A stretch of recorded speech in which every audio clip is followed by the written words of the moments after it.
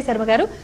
మరి ఇందాక మనం మాట్లాడుకున్నాం అంటే శుభ ఫలితాలు ఎవరికి ఉన్నాయి అధమ ఫలితాలు ఎవరికి ఉన్నాయి మధ్యస్థ ఫలితాలు ఎవరికి ఉన్నాయి అన్నట్టుగా మాట్లాడుకున్నాం కదా వీళ్ళకి అందరికీ ఇప్పుడు ఈవెన్ పుష్యమి నక్షత్ర వాళ్ళకి కానీ కర్కాటక రాశి వారికి కానీ వాళ్ళు ఎటువంటి పరిహారాలు చేసుకోవడం వల్ల ఈ గ్రహణ సంబంధమైన దుష్పరిణామాల నుంచి వాళ్ళు కాపాడబడతారు అంటారు ఎటువంటి పరిహారాలు ఉన్నాయి ముందుగా శుభ ఫలితాల గురించి అంటే ఎందుకు గ్రహణానికి అంటే ఇంతకుముందు కూడా గురువుగారు మాట్లాడుతూ గ్రహణం అనేటువంటిది చాలా మంచి శుభ ఫలితాలు ఇస్తుంది తర్వాత 100 జపం చేస్తే 1000 రెట్ల ఫలితము ఎక్కువ ఫలితం ఇస్తుంది అనేటువంటి చెప్పడం జరిగింది ఎందుకంత ఫలితం జరుగుతుంది అంటే మనకి ఒక చంద్రుడు ప్రారంభం నుంచి అంటే విదియ నుంచి మళ్ళీ అమావాస్య వరకు ఉండేటువంటి 16, 15 మొత్తం ఈ 30 రోజుల్లో ఉండే కళలు ఏవైతే ఉన్నాయో అవన్నీ కూడా ఈ 3 గంటల్లో పూర్తయిపోతాయి అది పెద్ద విశేషం మనకి అందుగురించే దానికి పెద్ద ఈ చంద్రగ్రహణము సూర్యగ్రహణము అన్నప్పుడు ఆ సమయంలో చేసిన జపము కానీ దానము కానీ స్నానము కానీ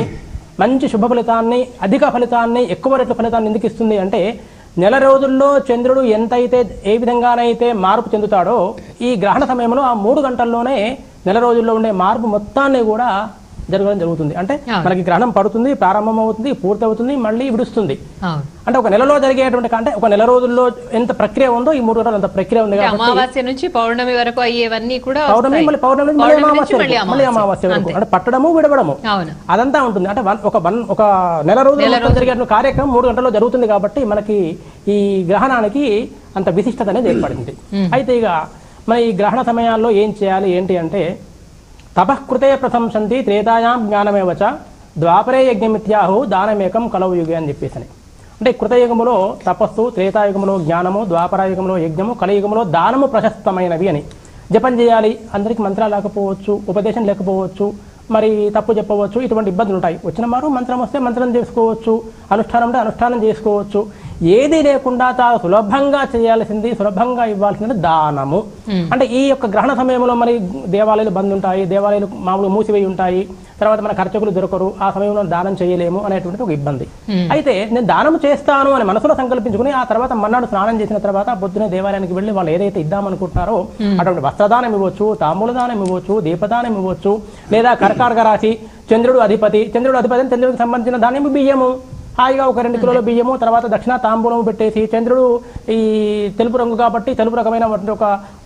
ఉత్తరీయం కానీ లేదా ఒక ధోతి కానీ పంచె కానీ అటువంటివి తీసుకుపోయి కూడా వారు ఇవ్వవచ్చు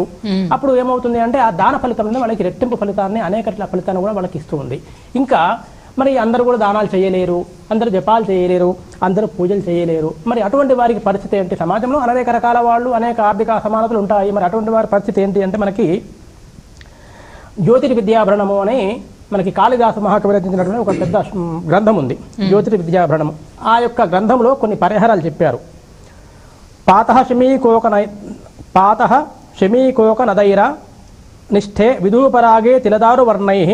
సిద్ధార్థ దూర్వ మధుకాల మేయైః అనిష్టనాశాయతు మజ్జనం స్యాత్ అన్నారు అంటే ఇప్పుడు ఎవరికైతే కొన్ని రాసుల వారికి అధమ ఫలము మధ్యమ ఫలం మనం ముందు చెప్పుకున్నాము అటువంటి వారు చాలా సులభంగా ఈ చంద్రగ్రహణము పట్టడం వల్ల ఆ రాసుల వారు తెల్లవారి ఉదయం స్నానం చేసేటప్పుడు ఆ నీటిలో జమ్మి ఆకు కానీ ఎర్ర కలువలు కానీ నువ్వులు కానీ లేదా దేవదారు పుష్పాలు కానీ కేసరము లేదా తెల్ల ఆవాలు లేదా గరిక ఇటువంటివి అన్ని కలిపి కానీ ఏది దొరికితే అది కానీ వేసి స్నానం చేస్తే అటువంటి చంద్రగ్రహణం వల్ల శాంతి స్నానం జరుగుతుంది అంటే వారికి ఉండేటువంటి ఏదైనా దుష్ఫలితాలు దోషాలు పోతాయని మనకి కాళిదాసు గారు రాసినటువంటి కావ్యములోనే మనకి ఆ గ్రంథంలో మనకి చెప్పబడింది అని ఒక తార్కాణం అంటుంది ఈ మధ్యలో రాసింది కాకుండా పూర్వకాలంలో ఉన్నటువంటి గ్రంథంలో లభ్యమైనటువంటిది అలాగే ఇంకా కొన్ని కూడా ఉన్నాయి తపంచగవ్యై స్ఫటికే బదాన త్రిపత్ర ముక్తాంబుజ శుక్తి శంఖై తుషారభాస్యాం ప్లవరం నృపాణ ముక్తం హి తుష్ట్యై విషమే గ్రహాంగయని అంటే స్ఫటికము కానీ ఇంతకుముందు చెప్పినటువంటి వస్తువులు కాకుండా ఆ నీళ్ళలో వేసే స్నానం చేసేటప్పుడు స్ఫటికము కానీ లేదా బిల్వపత్రము కానీ కొన్ని ముత్యాలు కానీ పద్మాలు కానీ కౌచిప్పలు కానీ శంఖము కానీ లేదా పంచగవ్యములు అంటే ఆవు పాలు ఆవు పెరుగు ఆవు తేనె అవి కలిపి ఆ పంచగవ్యాలు అవి నీటిలో కలిపి స్నానం చేసినట్టుంటే ఆ దోషం పోతుంది అంటే చాలా సులభమైనటువంటిది దోష పరిహారం అనేటువంటి మనకి ఆ గ్రంథంలో చెప్పబడింది అలా దానము చేయవచ్చు జపము చేయవచ్చు లేదా ఆ సమయంలో మంత్రము తంత్రము వారికి ఏదైనా అనుష్ఠానం అంటే అటువంటి వారు జపించుకోవచ్చు ఇంకా మనం ఇంకా సులభ ఫలితాలు మళ్ళీ తర్వాత చర్చలో ఇంకా తెలుసుకుందాం